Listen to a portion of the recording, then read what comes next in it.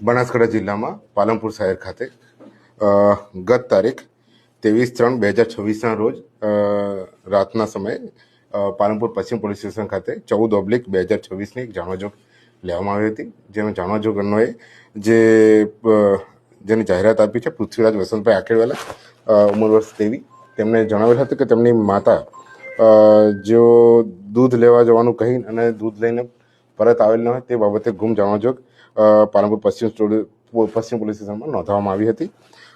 આ ગુમ જાણવાજોગની તપાસ એએસઆઈ પ્રવીણભાઈ ધનાભાઈ નાવ મારફતે કરાવતા સદર ગુમ થનાર છેલ્લે હનુમાન ટેકરી આસપાસ જોવા મળ્યા હતા. જે અન્વયે પાલનપુર પશ્ચિમ પોલીસ સ્ટેશન પીઆઈ અંકુર દેસાઈ અને તેમના ડી સ્ટાફ દ્વારા અલગ અલગ જગ્યાના સીસીટીવી ફૂટેજ અને તેમનું જે લોકેશન આધારે ટ્રેકિંગ કરવામાં આવ્યું હતું. આ ટ્રેકિંગ આધારે હનુમાન ટેકરીની આસપાસ આ જે ગુમ થનાર બેન છે એક હોમ ફર્નિચર વેચાણ કરનાર રેખાબેન તેજાભાઈ રાઠોડ, રહે રામદેવનગર, દેવાભાઈ અણદાભાઈ મુખીનો વાસ, અર્બુદા સોસાયટીની સામે, ગુલબાઈ ટેકરા, અમદાવાદ, હાલ રહે દેલવાડા. તેઓના આસપાસ ત્યાં એમનું લોકેશન મળેલ હતું અને ત્યાં તેમને છેલ્લે હાજરી જોવામાં આવી હતી. જે બાદ તેમણે જે હોમ ફર્નિચરનો એનો ઢાંચો જે બનાવેલો હતો ત્યાંથી તેઓ અંદર જે મરણ જનાર જે છે શાંતિબેન વસંતભાઈ આકડીવાલા, તેઓ એમાંથી બહાર નીકળ્યા ન હતા. જે આધારે અમને ખૂબ શંકા ગઈ હતી અને ડી સ્ટાફ અને પાલનપુર પશ્ચિમ પીઆઈ અંકુર દેસાઈ દ્વારા તેની તલસ્પર્શી તપાસ કરવામાં આવી હતી, જેમાં દરેક મુવમેન્ટનું અમે ટ્રેકિંગ કર્યું હતું. આના આધારે જેને રેખાબેનને જે અત્યારે પોસ્ટે લાવીને પછી પ્રયુક્તિપૂર્વક અમે એની પૂછપરછ કરી હતી. જે બાબતે તેઓએ અમને જણાવેલ કે શાંતિબેન પાસેથી અવારનવાર ધંધા અર્થે અને પશુપાલન માટે રોકડ રકમ અને સોનું મેળવેલ હોય તથા જે સોનું અને રોકડ રકમ શાંતિબેન પરત માંગતા હોય, જેથી આ સોનું અને રોકડ રકમ પરત આપવી ન પડે તે હેતુથી તેમને શાંતિબેનને મારી નાખવાનું કાવતરું ઘડેલ અને પોતાના પતિ તેમજ અન્ય 2 ઈસમો સાથે આખું આ કાવતરું બનાવેલું અને કાવતરાના ભાગરૂપે અલગ અલગ જગ્યાએથી પેટ્રોલ લાવી ફર્નિચર વેચવાની જગ્યા મૂકી દીધેલ. તેમજ ત્યારબાદ શાંતિબેને પોતાના હોમ ફર્નિચર વેચવાની જગ્યાએ બોલાવી પ્રસાદના બહાને તેમને નશાકારક વસ્તુ ખવડાવી બેભાન કરેલ અને ત્યારબાદ પોતે બોલાવેલ 2 અન્ય ઈસમો મળી શાંતિબેનને ક્લચના વાયર વડે ગળે ટૂંપો આપી મોત નિપજાવેલ હતું.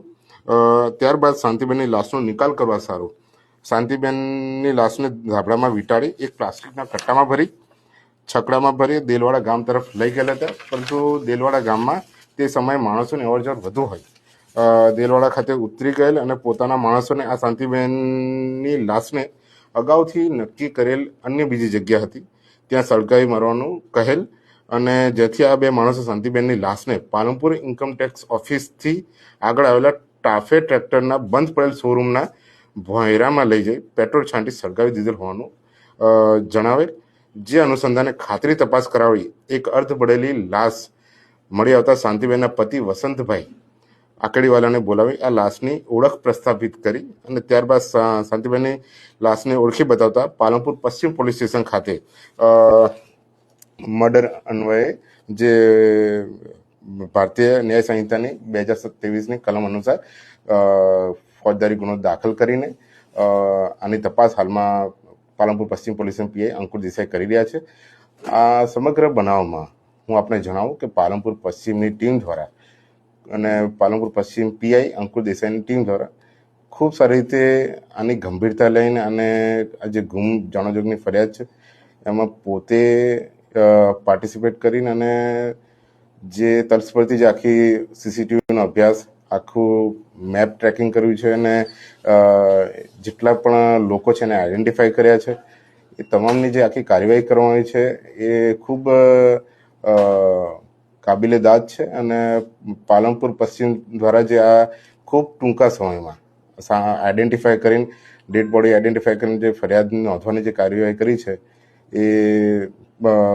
એના આધારે અમે આરોપીઓને પકડી પાડવા માટે ચક્રો પણ ગતિમાન કર્યા છે અને શંકાસ્પદ આરોપીઓને રાઉન્ડ અપ પણ કરેલા છે. આભાર.